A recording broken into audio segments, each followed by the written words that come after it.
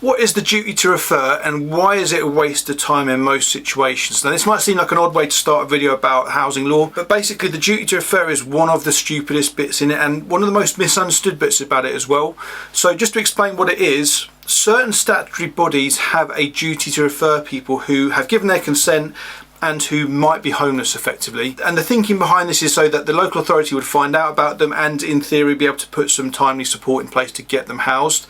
Unfortunately, the HRA, which is what brought the duty to refer in, was either very naive or just generally incompetent, because in many situations it actually ends up making that person's situation worse by confusing people and just basically not being clear about what's actually happening. So to be clear, if you are homeless, the default route one way out of being homeless is to approach your local authority and make a homelessness application. But for reasons I'll explain in a minute, the duty to refer does not trigger a homeless application. And what actually happens is, obviously statutory bodies, which I'll explain a little bit about in a minute, use the duty to refer process a lot, and then they'll scratch their head and say, oh, this never actually gets people housed. And it's like, yep, because you haven't actually made a homeless application.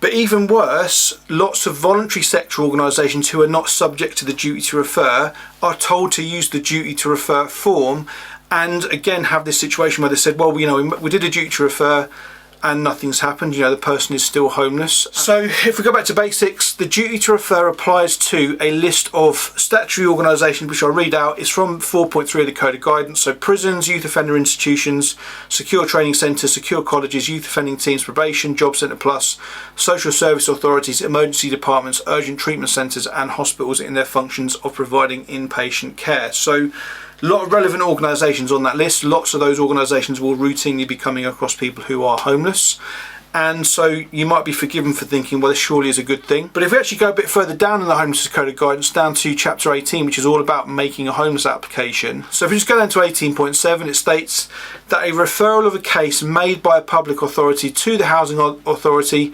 under section 213B of the 1996 Act, the duty to refer, will not in itself constitute an application.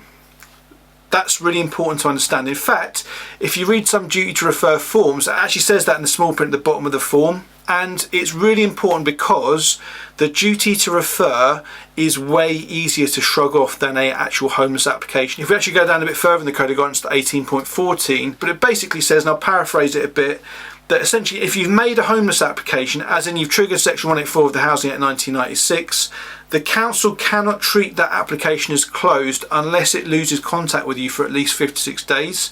That's what the Code of Guidance says. And just, you know, for those who haven't seen the channel before, the Code of Guidance is the best resource around homelessness law. It's the rule book that councils have to follow. Although it's called guidance, it's statutory guidance.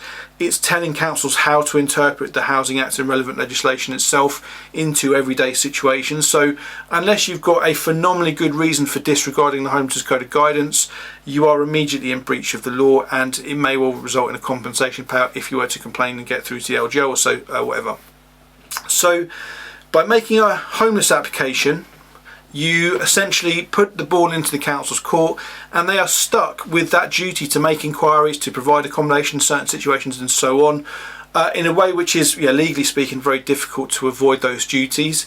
However, if all you do is a duty to refer form, the council get the email, oh, duty to refer, Joe Bloggs is homeless, and there might be a contact number on there. They say, okay, well, we tried ringing it, won't bell it, put the phone down. That's it. They've basically discharged that duty or that duty to act. They have tried to make contact with that person. It's not been effective. Okay, hey ho, that's the end of it. And that referrer basically sits there twiddling their thumbs, wondering why the council's not doing anything. And it's because they haven't made a homeless application actually. And so just to kind of clarify what homeless application, again in chapter 18, if we go up to 18.5, the most important paragraph in the whole Homelessness Code of Guidance in my opinion, and it basically says, it's talking about homeless applications here, so applications can be made to any department of the local authority and expressed in any particular form. They need not be expressed as explicitly seeking assistance under Part 7, as long as the communication seeks accommodation or assistance in obtaining accommodation and includes details that give the housing authority reasons to believe that they might be homeless or threatened with homelessness. This will constitute an application.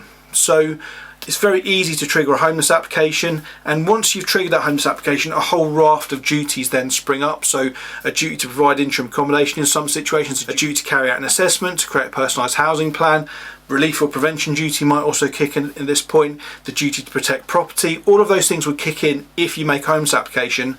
But it requires you to do those two things. Ask a council for help with housing and give them reasons to believe that you might be homeless or threatened with homelessness. The duty to refer form gives the council reasons to believe that you might be homeless or threatened with homelessness, but it doesn't ask for help with housing, and therefore it doesn't trigger Section 184 of the Housing Act, and therefore, as I say, it's dead easy for councils just to shrug it off and basically, kind of just throw it in the bin effectively. So if you are a professional and you work for one of those statutory bodies, you've got a duty to refer. So do your duty to refer job, send it off, done that, you fulfilled your duty. But you also want to trigger an application as well. Again, assuming the person actually wants to make a homeless application, which it is sensible to do so. And again, case law is very clear that you can make an application on someone else's behalf. So I think the case is Chilton XP Roberts. I've done a little video about it at some point, where basically, as long as you have that person's consent, you can trigger a homeless application on their behalf. That's just, kind of part and parcel of the way the law works. And that then triggers Section 184 and all those subsequent duties, assuming that the information is accurate. So that's what you do if you're a statutory worker. The problem, as I say, is that a lot of voluntary workers get told to do the duty to refer form.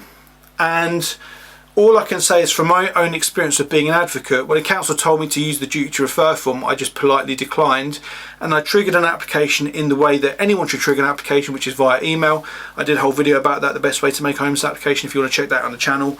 That is what you should do to maximise the chance of your client getting housed, because anything less than that is just going to probably fizzle out and not actually come to anything. And that's why, probation's the worst for it in my experience.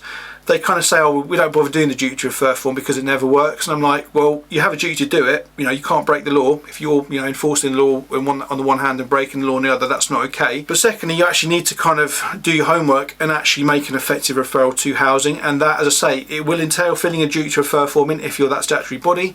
But you need to make that separate email as well to ensure that you've given the council the information they actually need to engage with the law properly and to assess that person properly, particularly those initial stages. But yeah, as I say, as a voluntary worker, I just politely ignore them and just send the email anyway, because that's the best way to secure the various duties that homeless people are owed.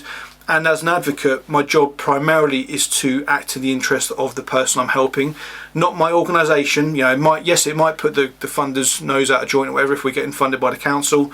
That's not my problem. My job is to be basically making sure that individual that I'm supporting gets the best options that they possibly can do. And what they then do with those options are down to them. That's their job. They can make those decisions, but my job is to maximise those options. And you maximise options by making a homeless application, not by using the duty to refer. So yeah, hopefully that makes sense. I think I've covered everything to kind of make sense of it. Do check out the Homelessness Code of Guidance. Chapter 4 is all about the duty to refer, and then chapter 18 is about making a homeless application, and you'll see the difference pretty clearly within those two chapters. So yeah, hopefully that helps.